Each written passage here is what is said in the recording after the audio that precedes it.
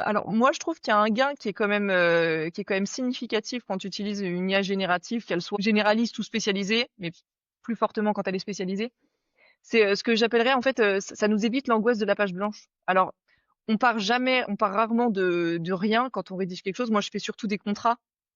Donc, tu as toujours une trame de contrat qui existe ou des choses comme ça. Après, il y a 15 000 contrats différents. Faut toujours faire attention aussi aux parties du contrat, en fait. C'est-à-dire, toi, ton entreprise, qu'est-ce que tu défends, qu'est-ce que tu veux mettre en place, ta contrepartie, qu'est-ce qu'elle veut, tu as les rapports de force et ainsi de suite. Ce qui fait que c'est pour ça qu'on a déjà tendance à dire que les contrats sont difficilement duplicables complètement à l'identique, enfin, c'est possible. C'est juste que tu vas avoir un truc qui fit pas du tout ton besoin, qui répond pas à tes questions et qui te couvrira pas le jour où tu auras un problème. Donc là où il y a un intérêt, je trouve, sur l'IA, c'est ça nous permet de générer en fait plus facilement des drafts de contrats qui sont certes très normés, mais ensuite qui vont pouvoir, on va rajouter en fait notre surcouche en disant, bah, cette clause-là, on sait qu'il va falloir la rédiger plus dans un sens, plus dans l'autre. En fait, ce que ChatGPT fait très bien, ou fait n'importe quel copilote, peu importe ce que n'importe quel IA fait très bien, c'est générer une clause assez standard, voilà. Sauf que en fait, des clauses standards, ça sert à rien. L'idée, c'est que, enfin, et moi, pour moi, ma plus-value en tant qu'avocat ou même juriste, c'est de customiser cette clause aux besoins du contrat. Typiquement, je prends souvent l'exemple des clauses de confidentialité.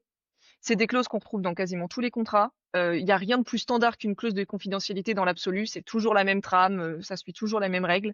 Pour autant, en fonction de tes contrats, tu as vraiment besoin de t'y arrêter ou pas. Et ça va dépendre du contexte.